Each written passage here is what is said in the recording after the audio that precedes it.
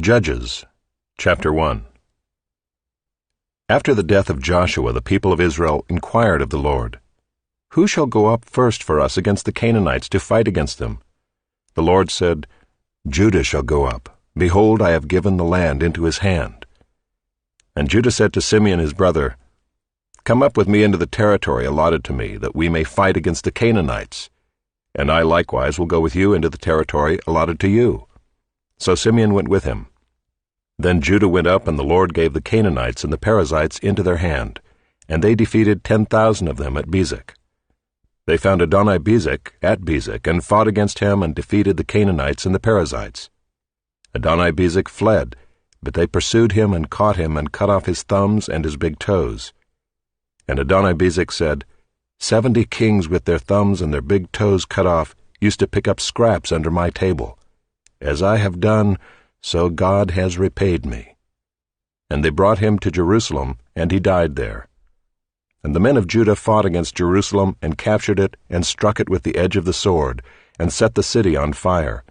And afterward the men of Judah went down to fight against the Canaanites who lived in the hill country, in the Negeb, and in the lowland. And Judah went against the Canaanites who lived in Hebron. Now the name of Hebron was formerly Kiriath Arba.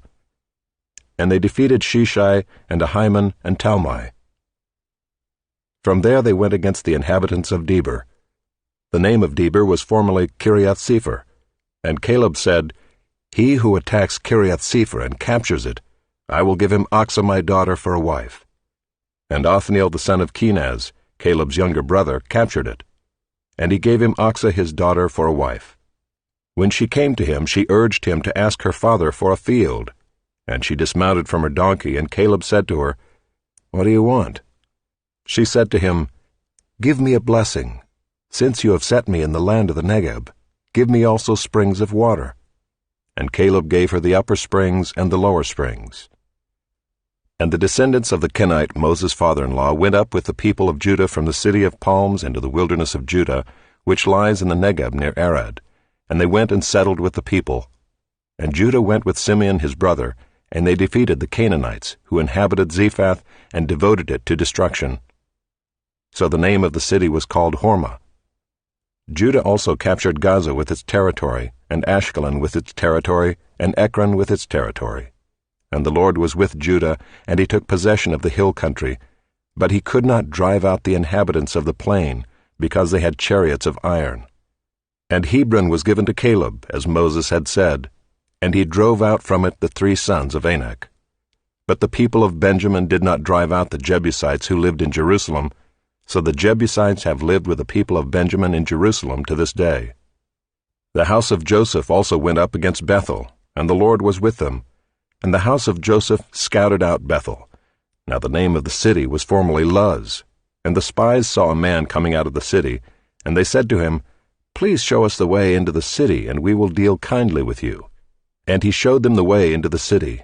And they struck the city with the edge of the sword, but they let the man and all his family go. And the man went to the land of the Hittites and built a city, and called its name Luz. That is its name to this day. Manasseh did not drive out the inhabitants of Beth-shean and its villages, or Taanach and its villages, or the inhabitants of Dor and its villages, or the inhabitants of Ibleam and its villages, or the inhabitants of Megiddo and its villages, for the Canaanites persisted in dwelling in that land. When Israel grew strong, they put the Canaanites to forced labor, but did not drive them out completely. And Ephraim did not drive out the Canaanites who lived in Gezer, so the Canaanites lived in Gezer among them. Zebulun did not drive out the inhabitants of Kitron, or the inhabitants of Naalol, so the Canaanites lived among them, but became subject to forced labor.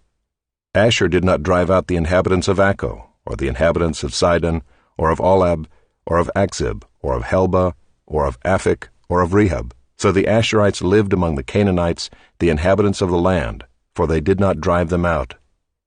Naphtali did not drive out the inhabitants of Beth-shemesh, or the inhabitants of Beth-anath, so they lived among the Canaanites, the inhabitants of the land. Nevertheless, the inhabitants of Beth-shemesh and of Beth-anath became subject to forced labor for them.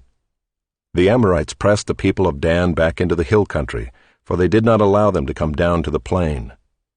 The Amorites persisted in dwelling in Mount Heres, in Aijalon, and in Shaalbim, but the hand of the house of Joseph rested heavily on them, and they became subject to forced labor.